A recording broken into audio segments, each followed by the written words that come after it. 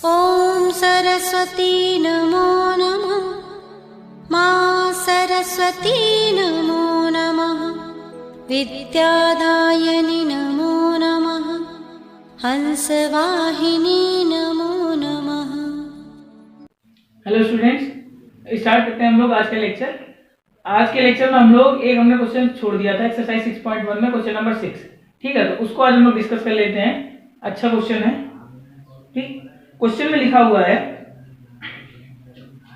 It is given that angle X Y Z is equal to 64 degree and X Y is produced to point P. Draw a figure from the given information. If ray Y Q bisect angle Z Y P, find angle X Y Q and reflex Q Y P. ठीक है, तो ये लिखा हुआ है question number 6, exercise 6.1 का ये question है। तो पहले हम लोग डायग्राम बना लेते हैं। इसमें लिखा हुआ है, it is given that angle X Y Z is equal to 64 degree. ठीक, एक एक्स वाई लाइन बोल रहे हैं, जैसे ये एक्स है और ये Y. X Y Z is equal to 64 degree. इसको हमने बना दिया 64 degree X Y Z and X Y is produce to point P. X Y को उन्होंने प्रोड्यूस करने के लिए बोला है पॉइंट पी तक, ये प्रोड्यूस कर दिया। Draw a figure from the given information. If ray Y Q bisect Z Y P, Z Y P को एक वाई क्यू रे बाइसेक्ट करती है, ये वाई क्यू है। ये बाइसेक्ट करने का मतलब है कि ये एंगल इस वाले एंगल के इक्वल होगा। अब हमको फाइंड क्या करना है, हमको गिवन है, जो पहले वो लिख ले रहे हैं। गिवन है angle X Y Z is equal to 64 degree. ठीक है, इसके बाद हम लोगों को इतना ही गिवन है, और Y Q is the bisector of Y Q is the bisector of angle Z Y P. ठीक है, हमको क्या फाइंड करना है, फाइंड करना है angle X Y Q and reflex angle Q Y P. ठीक, तो इस क्वेश्चन में क्या था कि केवल एक थोड़ा सा जो काम था कि इसको डायग्राम हमें अपने आप से बनाना था। डायग्राम अगर बन जाएगा तो ये क्वेश्चन बहुत ज्यादा सिंपल है। डायग्राम बनाने के बाद देखो लिखा हुआ था इसमें कि एक्स वाई जेड जो है वो 64 डिग्री एंगल होती है, हमारे 64 गिवन है। उसके बाद उसने बताया कि जेड वाई पी जो बनना है एंगल, उसका वाई क्यू बाइसेक्टर है। बाइसेक्टर का मतलब हो जाएगा कि ये वाला एंगल इस वाले एंगल के इक्वल हो जाएगा। ठीक, ये वाला इसके इक्वल हो जाएगा। अब उन्होंने यही पूछा है कि एक्स वाई क्यू बताओ, तो एक्स वाई क्यू ये पूछा गया टोटल। ठीक, यहां से यहां तक, मतलब इतना पता है, इतना और पता करके टोटल बताना। और रिफ्लेक्स क्यू वाई पी पूछा गया, क्यू वाई पी इसका रिफ्लेक्स पूछा गया। तो हम लोग सबसे पहले क्या करेंगे कि पहले जेड वाई पी फाइंड करेंगे। ठीक है, तो सॉल्यूशन करेंगे। ठीक, देखा जाएगा तो इस वाली रे को अगर हम लोग भूल जाएं तो हमारा ये जेड वाई एक्स जो बनना है, एक्स वाई जेड बनना दो, और जेड वाई पी जो बनना है एंगल, ये दोनों हमारे एडजेसेंट एंगल है या फिर लीनियर पेयर ऑफ एंगल बनाने। देखिए स्ट्रेट लाइन पे दोनों एंगल बने हुए हैं, तो ये पूरा इस टोटल एंगल जो होगा वो 180 का होगा। तो हम लोग लिखेंगे कि angle X Y Z plus angle Z Y P is equal to 180 degree. और ब्रैकेट में रीजन क्या लिखेंगे, linear pair axiom by linear pair axiom. ठीक है, लीनियर पेयर एक्सियम से क्या हो जाएगा, ये 180 डिग्री हो जाएगा। अब X Y Z equal to 64 given था, तो 64 एक plus angle Z Y P is equal to 180 degree. तो यहां से एंगल जेड वाई पी के अगर वैल्यू निकालेंगे तो 64 उधर जाके माइनस में चला जाएगा, 180 माइनस 64। तो angle Z Y P is equal to आ जाएगा, इससे इसको माइनस करेंगे तो 611, ये आ गया जेड वाई पी की वैल्यू आ गई। अब देखा जाए हमको क्या करना है, जेड वाई पी की वैल्यू अगर आ गई तो इसकी वैल्यू निकालने के लिए या फिर इसकी वैल्यू निकालने के लिए दोनों बराबर बराबर है, तो इसका आधा कर देंगे 116 का, क्योंकि जेड वाई पी ये पूरा है, इस पूरे का आधा करेंगे तो ये निकल आएगा। फिर ये निकल आएगा अगर तो हमको ये वाला दोनों चाहिए। ठीक, तो हमारा जो एंगल जेड वाई क्यू होगा, angle Z Y Q is equal to half of angle Z Y P. जो हमारा जेड वाई क्यू होगा यानी जेड वाई क्यू ये वाला एंगल होगा, वो जेड वाई पी इस पूरे का आधा होगा। तो इसका अगर हम लोग वैल्यू निकालेंगे तो ये आ जाएगी हाफ 160। तो आंसर आएगा जेड वाई क्यू की वैल्यू आएगी यहाँ से angle Z Y Q is equal to आ जाएगा, आधा कर देंगे 58 डिग्री। जेड वाई क्यू की वैल्यू कितनी होगी 58 डिग्री आ गई।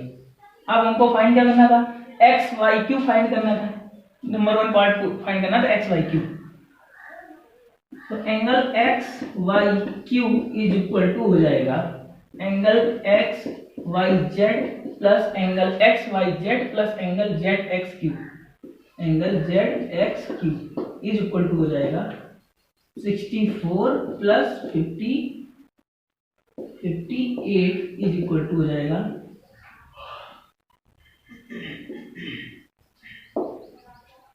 एंगल एक्स वाई क्यू आ गया। ठीक, फर्स्ट पार्ट पता चल गया।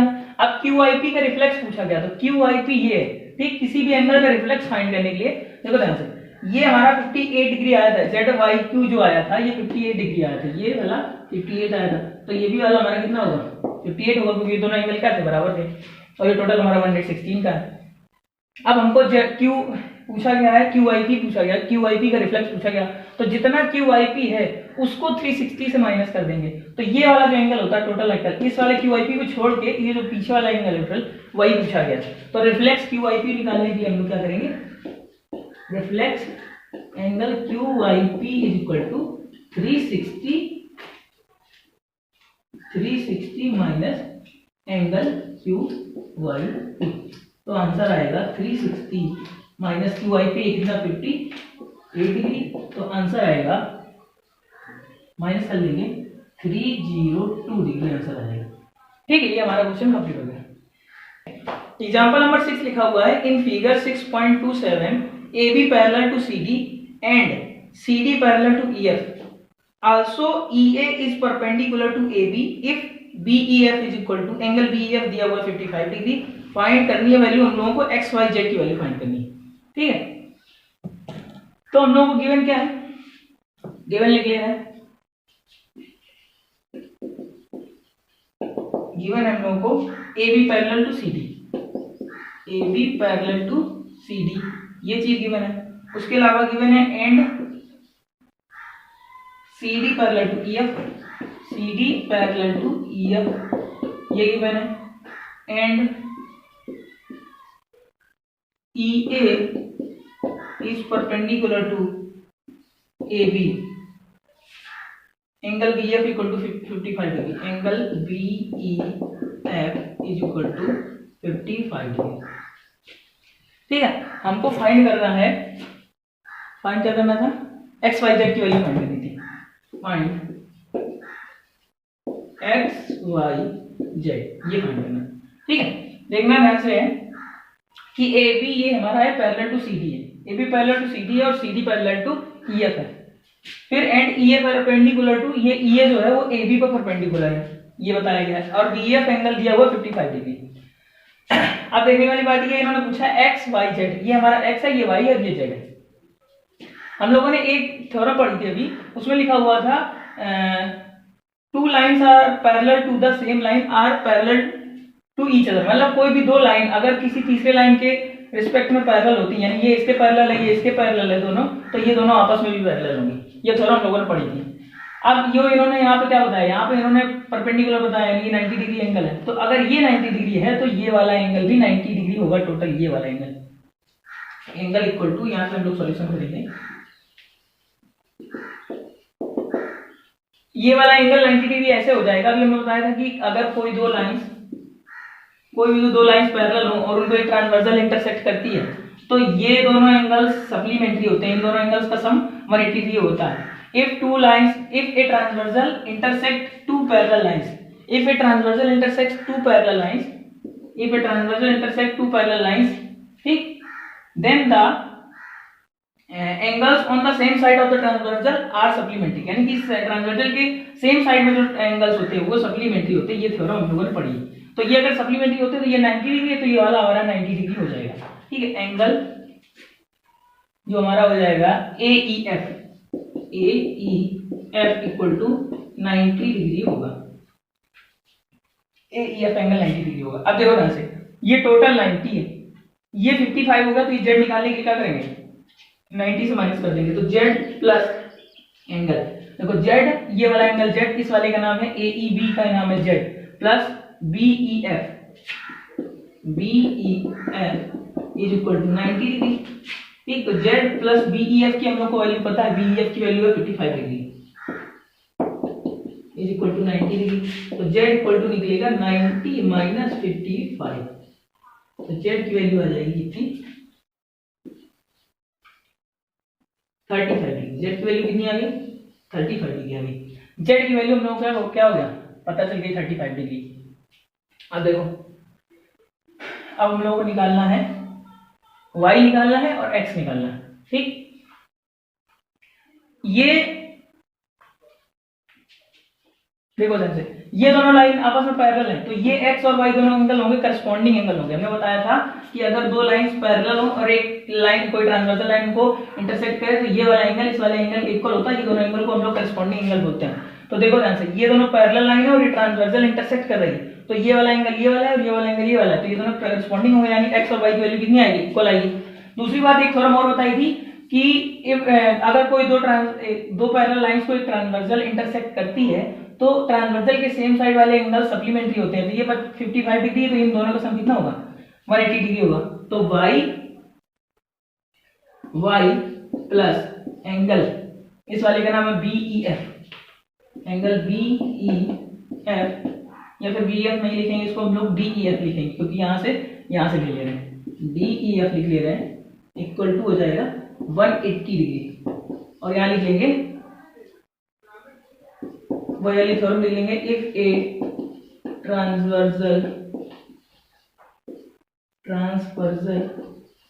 Line intersect two parallel lines, then the sum of angles on the same side of the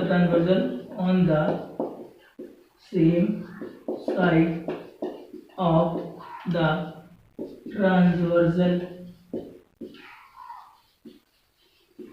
इस 180 डिग्री लिख देंगे, चाहे इस सप्लीमेंट्री लिख देंगे, चाहे 180 डिग्री लिख देंगे। ठीक, ये लिख देंगे। अब हमारा y की वैल्यू को हम लोग निकालना चाहें तो y की वैल्यू कितनी हो जाएगी, y की वैल्यू निकल जाएगी, y की वैल्यू हम लोगों को पता नहीं है और dyf की वैल्यू पता, तो y plus 55 is equal to 180 degree. यहाँ से y की वैल्यू निकलेगी 180 माइनस 55, उधर चला जाएगा तो माइनस में आ जाएगा, तो इसकी आ जाएगी वैल्यू 125 डिग्री। y की वैल्यू कितनी आ गई, 125 डिग्री। अभी हमने बताया x is equal to y होगा। x इक्वल टू y क्यों होगा, क्योंकि ये दोनों लाइंस पैरेलल और ये ट्रांसवर्सल इंटरसेक्ट कर रही है, तो ये दोनों एंगल्स क्या होंगे, करस्पॉन्डिंग एंगल होंगे। तो x equal to y equal to 125 degree हो जाएगा, करस्पॉन्डिंग एंगल यहाँ लिख देंगे, करस्पॉन्डिंग एंगल। ठीक, चाहो तो ऊपर और लिख सकते हो कि रीजन क्या लिख सकते हैं, AB पैरेलल टू CD लिख सकते हैं, ये ऐसे लिख देते हैं, AB पैरेलल टू CD सो ठीक, देयरफॉर करस्पॉन्डिंग एंगल। ठीक है, तो ये हमारा सॉल्व हो गया। दोबारा एक बार फिर समझ लेंगे जल्दी से, ये 90 डिग्री है तो ये वाला भी 90 डिग्री होगा, क्योंकि ये दोनों लाइंस पैरेलल हैं, कई सारे रीजन है, ये दोनों लाइंस पैरेलल हैं। ठीक, और ये ट्रांसवर्सल का काम करेगी, या फिर हम लोग खुद जानते हैं कि अगर ये दोनों लाइंस पैरेलल है और यहाँ अगर हम लोग परपेंडिकुलर ड्रॉ करें तो ये वाला भी परपेंडिकुलर होता है, यहाँ पे भी 90 डिग्री एंगल बनता है। या दूसरी थ्योरम बताई थी कि अगर कोई दो लाइंस पैरेलल है और ट्रांसवर्सल एक इंटरसेक्ट कर रही है उनको, तो ट्रांसवर्सल के सेम साइड वाले एंगल्स का सम सप्लीमेंट्री होता है, यानी इन दोनों एंगल्स का सम सप्लीमेंट्री होता है और इन दोनों एंगल्स का सम सप्लीमेंट्री होता है। अब अगर एक 90 हो जाएगा तो दूसरा वाला भी 90 हो जाएगा, ये 90 है तो ये भी 90 हो जाएगा। अगर ये 90 है तो हम लोगों को इसको निकालने के लिए 90 से 55 को माइनस कर लेंगे तो ये पता चल जाएगा। ये पता चलने के बाद हमने ये बताया फिर कि ये दोनों एंगल्स करस्पॉन्डिंग एंगल होंगे क्योंकि ये दोनों लाइंस पैरेलल लाइंस है और ये ट्रांसवर्सल का काम कर रही है, तो इन दोनों की वैल्यू सेम होगी। अब इसकी वैल्यू निकलेगी कैसे, ये दोनों लाइंस पैरेलल हैं आपस में और ये ट्रांसवर्सल का काम कर रही है, तो ये दोनों एंगल्स का सम सप्लीमेंट्री होगा। इन दोनों का सप्लीमेंट्री होगा तो 180 से 55 माइनस कर लेंगे तो ये y निकल आएगा और जितना y होगा उतना ही x होगा। ठीक है, ये हमारा क्वेश्चन नंबर एग्जांपल नंबर हमारा 6 था। इसके बाद हम लोग एक्सरसाइज 6.2 सॉल्व करेंगे। तो एक्सरसाइज 6.2 का हमारा क्वेश्चन नंबर 1 है। इसमें लिखा हुआ है in figure 6.28 find the value of x and y then so that AB parallel to and then so that AB parallel to CD। ये बोला क्या कि x और y की वैल्यू फाइंड करो सबसे पहले, तो उसके बाद ये भी शो करना है तुमको कि AB पैरेलल टू CD होगा, ये हमको शो करना है। तो सबसे पहले हम लोगों को क्या गिवन है वो लिख लेंगे और क्या फाइंड करना वो लिख लेंगे। हमको गिवन है जो वो डायग्राम में गिवन है, उसके बाद हम लोगों को जो फाइंड करना वो लिख ले रहे हैं। फाइंड करना हम लोगों को find x and y, x और y की वैल्यू फाइंड करनी है। Then so that AB parallel to CD। तो बहुत ही सिंपल क्वेश्चन है। इसमें देखा क्या हुआ है, ये डायग्राम गिवन है तुमको, फिर उसके बाद उन्होंने लिखा कि x और y की वैल्यू फाइंड करो, उसके बाद में AB पैरेलल टू CD होगा, ये हम लोगों को फाइंड करना है, ये हम लोगों को शो करना है। तो हम लोग इसका सॉल्यूशन करेंगे। इसका सॉल्यूशन क्या होगा, सबसे पहले लोग समझा देते हैं। अभी ये गिवन नहीं कि ये AB हमारी जो हो गई वो पैरेलल CD के पैरेलल होगी, ये हमको गिवन नहीं कंडीशन, ये हम लोगों को शो करनी है। ठीक, हमको गिवन केवल ये एंगल गिवन है, ये वाला x हमको फाइंड करना है, ये गिवन है, ये गिवन है। अब देखो ध्यान से, हमने एक थ्योरम बताई थी कि अगर किसी लाइन पे कोई रे स्टैंड होगी, ठीक है, कोई रे स्टैंड होगी तो एडजेसेंट एंगल बनेंगे और एडजेसेंट एंगल सप्लीमेंट्री होंगे, उन दोनों एडजेसेंट एंगल का सम 180 डिग्री होगा। तो ये लाइन पे एंगल बनना है, ये वाला एंगल लाइन पे बनना है, तो इन दोनों का सम 180 डिग्री होगा। अगर ये दोनों सम 180 डिग्री होगा तो ये 50 है तो ये 130 हो जाएगा, यानी x की वैल्यू फाइंड होगी। दूसरी बात हमने क्या बताई थी, if two lines are intersect each other, ठीक है, किसी भी पॉइंट पे अगर दो लाइन एक दूसरे को इंटरसेक्ट करेंगी तो वर्टिकली अपोजिट एंगल्स जो बनेंगे वो वर्टिकली अपोजिट एंगल्स आपस में इक्वल होंगे, यानी ये वाला एंगल इसके इक्वल होगा और ये वाला एंगल इसके इक्वल होगा। अब देखो ध्यान से, एक ये लाइन है एक ये लाइन है, ये दोनों आपस में एक दूसरे को इंटरसेक्ट कर रहे हैं किसी इस पॉइंट में। ठीक, इस पॉइंट पे अगर इंटरसेक्ट कर रही है तो वर्टिकली अपोजिट एंगल बनेंगे और वर्टिकली अपोजिट एंगल हमारे आपस में इक्वल होते हैं। हम लोगों ने थ्योरम पढ़ी थी, थ्योरम नंबर 6.1 पढ़ी थी। तो ये हमारा 130 डिग्री जो होगा, 130 डिग्री जो होगा वो y के इक्वल हो जाएगा, तो y की वैल्यू फाइंड हो गई। सिंपल सा क्वेश्चन हो गया।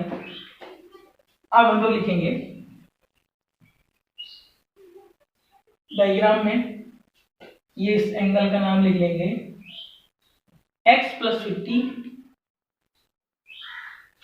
इसका नाम दे देते हैं O, इसका पूरा नाम दे देते हैं अपने मन से ABCD, इसका नाम दे देते हैं P,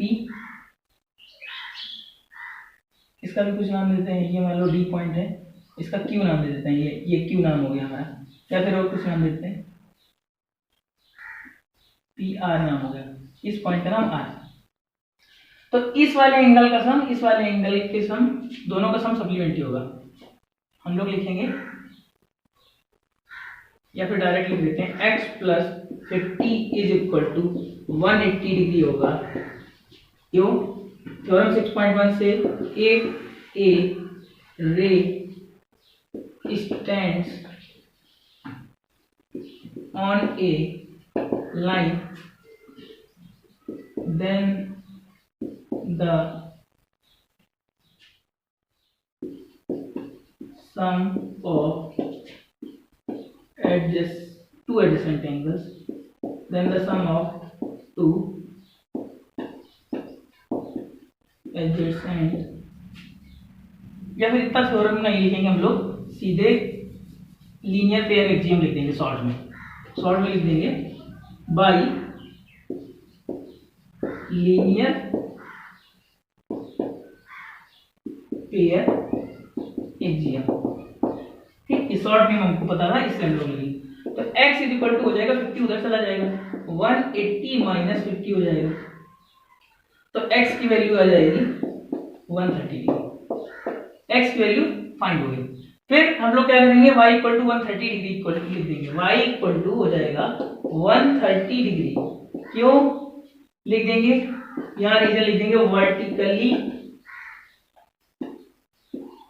opposite angles are equal. अगर स्पेलिंग मिस्टेक हो जाएगा तो ध्यान से सुनते रहना, बोलेंगे सही, हो सकता है स्पेलिंग में मिस्टेक हो जाए।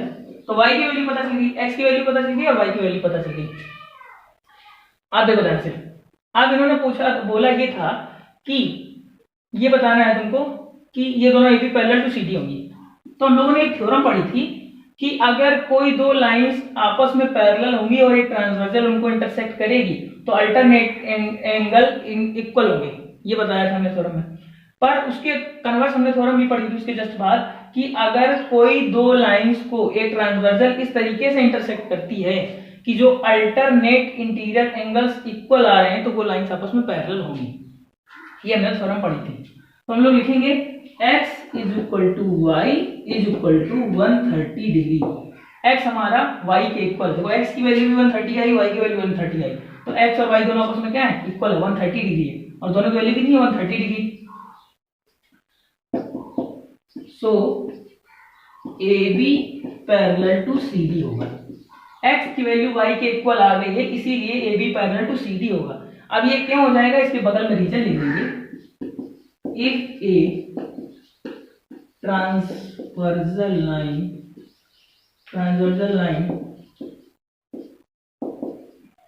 intersect two parallel lines such that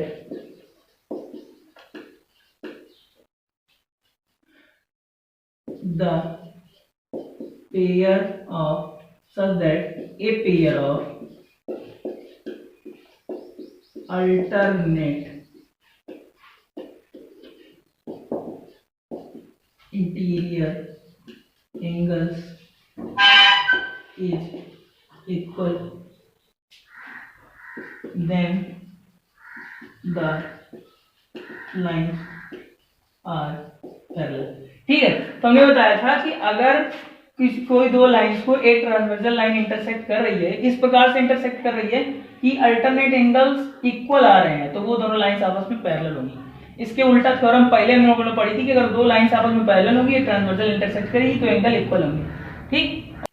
ठीक है, तो हमने ये थ्योरम पढ़ाई थी। एक थ्योरम में बताया था कि अगर दो लाइंस आपस में पैरेलल होंगी, उनको एक कोई ट्रांसवर्सल इंटरसेक्ट करेगी तो अल्टरनेट एंगल्स इक्वल होंगे। उसके कन्वर्स थ्योरम बताई थी, वही कन्वर्स थ्योरम इसमें लगी है कि अगर कोई दो लाइंस को एक ट्रांसवर्सल इंटरसेक्ट कर रही है, ये कंडीशन नहीं गिवन है कि दोनों पैरेलल है, ये हमको शो करना है। कोई दो लाइंस को एक ट्रांसवर्सल इंटरसेक्ट कर रही है तो और अल्टरनेट एंगल्स इक्वल हैं, तो वो दोनों लाइंस आपस में पैरेलल होंगी। इसी तरह इसी थ्योरम से ये दोनों लाइंस हमारी पैरेलल हो जाएंगी। ठीक है, तो क्वेश्चन नंबर हमारा जो 6.2 का सेकंड क्वेश्चन लिखा हुआ है, उसमें लिखा हुआ है in figure 6.29 if AB parallel to CD, CD parallel to EF and Y ratio Z is equal to 3:7, find x। x हमको फाइंड करना है और जो दो कंडीशन गिवन है। ठीक है, तो हम लोग पहले जो गिवन है वो लिख ले रहे हैं। अब क्वेश्चन नंबर 2 है, इसमें हमको गिवन है AB पैरेलल टू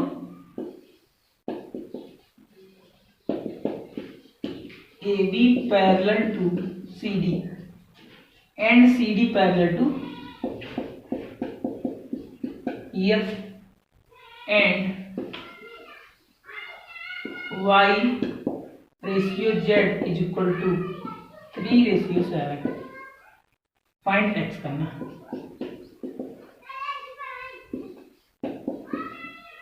x की वैल्यू फाइंड करना हमको, तो हम लोग सॉल्यूशन करेंगे। ठीक, सॉल्यूशन में क्या करेंगे, देखो गिवन क्या है, AB parallel to CD given है, AB parallel to CD given है और CD parallel to EF given है। CD इसके पैरेलल है, AB इसके पैरेलल और CD इसके पैरेलल है, तो ये दोनों भी आपस में इक्वल होंगी, यानी ये तीनों लाइंस आपस में इक्वल है।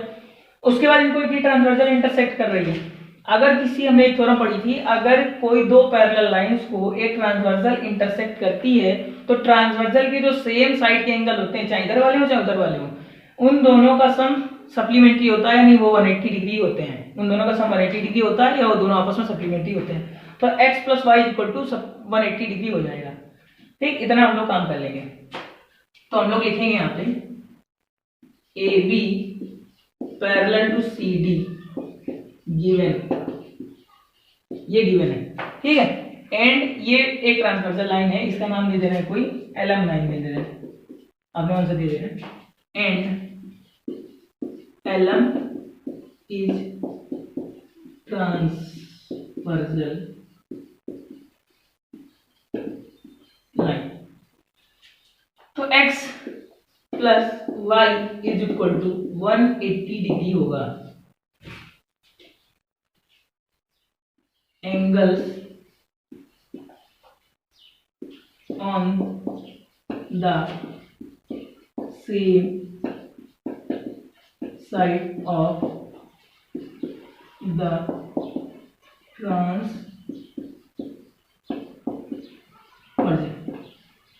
ठीक, हमने x plus y equal to 180 degree लिख दिया और फिर रीजन भी लिख दिया कि angles on the same side of the transversal, transversal के सेम साइड के एंगल है, इसलिए इन दोनों का सम 180 डिग्री होगा। ये हमने ब्रैकेट में रीजन लिख दिया और रीजन हम लोगों को लिखना पड़ता है हर क्वेश्चन में। कोई चीज हमने क्यों लिखी है, क्यों किया है, उसका रीजन देना पड़ता है कि हमने ये क्यों किया।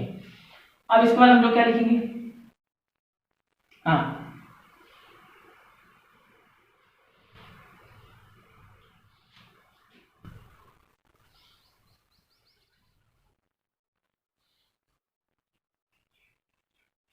इसको हम लोग इक्वेशन नंबर 1 देते हैं, ठीक है। अब देखो ध्यान से, हम लोग गिवन क्या था, y ratio z equal to 3:7 given था। तो हमने बताया था y इक्वल टू हमारा 3x हो जाएगा और z इक्वल टू 7x हो जाएगा, ऐसा वैल्यू हो जाती है। हमने कहा था कि ये y की वैल्यू ये पहली वाली होती है और z की वैल्यू ये बाद वाली की वैल्यू ये वाली होती है। तो y इक्वल टू हो जाएगा हमारा 3x और z इक्वल टू हो जाएगा 7x। x हम अपने से मल्टीप्लाई करा लेते हैं। अब एक ध्यान से देखो कि ये दोनों लाइंस आपस में पैरेलल नहीं है, तीनों लाइंस आपस में पैरेलल हैं और ये ट्रांसवर्सल का काम कर रही है, तो ये वाला एंगल इस वाले एंगल के इक्वल हो जाएगा, हो जाएगा। ये वाला एंगल इस वाले एंगल के इक्वल हो जाएगा। तो ये हमारा कितना है, ये अगर हमारा y है तो ये वाला भी y हो जाएगा। ठीक, ये y है, ये वाला भी y है, तो y की वैल्यू हमारी कितनी है 3x और z की वैल्यू कितनी है 7x। अब देखो ध्यान से, ये दोनों लाइंस आपस में पैरेलल है, ट्रांसवर्सल है, तो ये y प्लस z का वैल्यू भी कितनी हो जाएगी 180 डिग्री हो जाएगी। y प्लस z, ये हम अभी लाइन दे रहे हैं, y plus z equal to लिख देंगे 180 डिग्री। फिर वही रीजन लिख देंगे, angles on the same side of the transversal. ठीक है, angles on the same side of the transversal. y की वैल्यू पुट कर देंगे 3x है और z की वैल्यू पुट कर देंगे 7x है, इज इक्वल टू 180 डिग्री। ये 3x प्लस 7x हो जाएगा 10x, 10x is equal to हो जाएगा 180 डिग्री। तो x की वैल्यू अगर हमको फाइंड करनी है तो 180 अपॉन 10 यानी आ जाएगा 18 डिग्री। x की वैल्यू कितनी आ गई 18 डिग्री आ गई। x की वैल्यू अगर 18 आ गई तो y की वैल्यू कितनी हो जाएगी, सॉरी हम लोग यहाँ पे कोई दूसरा कांस्टेंट लेके चलेंगे क्योंकि x हमारा चल रहा है क्वेश्चन में, तो ये a लेके चलेंगे 3a 7a, तो ये हमारा हो जाएगा 3a, ये 7a, ये हमारा यहाँ पे आ जाएगा a, यहाँ पे आ जाएगा a और यहाँ पे भी आ जाएगा a। ये हम लोग x इसलिए लेके नहीं चल रहे हैं क्योंकि x हमारा क्वेश्चन में चल रहा था और ये वेरिएबल हमको कोई अलग से लेना पड़ता है, कोई भी वेरिएबल ले सकते हैं, अपने मन से ले सकते हैं। तो हमने a ले लिया यहाँ पे, तो a की वैल्यू कितनी आ गई 18 डिग्री आ गई। अगर a की वैल्यू 18 आ गई तो y की वैल्यू कितनी हो जाएगी, y की वैल्यू हो जाएगी 3a। 3a का मतलब 3 इंटू 18 मतलब हो जाएगा 54 डिग्री। ठीक, y की वैल्यू, अब z की वैल्यू कितनी हो जाएगी 7a हो जाएगी, z इक्वल टू 7a, तो 7 इंटू 18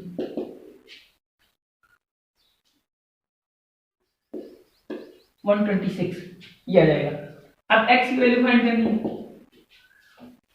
देखो हमको x की वैल्यू फाइंड करनी है। x की वैल्यू या अगर हम y की वैल्यू रखेंगे, या फिर दूसरी बात समझो कि इस बीच वाली पैरेलल लाइन को हम लोग भूल जाएं तो ये दोनों लाइंस आपस में पैरेलल है और ये हमारी ट्रांसवर्सल का काम कर रही है, तो x एंगल z के इक्वल होगा। क्यों? ये दोनों अल्टरनेट इंटीरियर एंगल्स हैं। दो लाइंस ये AB पैरेलल टू EF है और ये LM ट्रांसवर्सल का काम कर रही है, तो ये दोनों एंगल्स आपस में इक्वल होंगे, अल्टरनेट इंटीरियर एंगल। तो angle x equal to z के इक्वल हो जाएगा और वैल्यू आ जाएगी 126 डिग्री। Alternate interior angles. ये हमारा क्वेश्चन नंबर 2 भी कंप्लीट हो गया। ठीक है, सिंपल सा क्वेश्चन है। ठीक है, तो आज के लेक्चर में हम लोग इतना ही रखते हैं। नेक्स्ट जो बाकी क्वेश्चन बचे हुए हैं, एक्सरसाइज हमारी 6.3 भी बाकी है और इसके 6.2 के भी कुछ क्वेश्चन बाकी है, वो हम लोग नेक्स्ट लेक्चर में लेंगे। और एक दो शायद थ्योरम बची हुई, उनको भी हम लोग नेक्स्ट लेक्चर में कंप्लीट करेंगे। ठीक है, तो आज के लिए इतना ही रखते हैं। Thank you.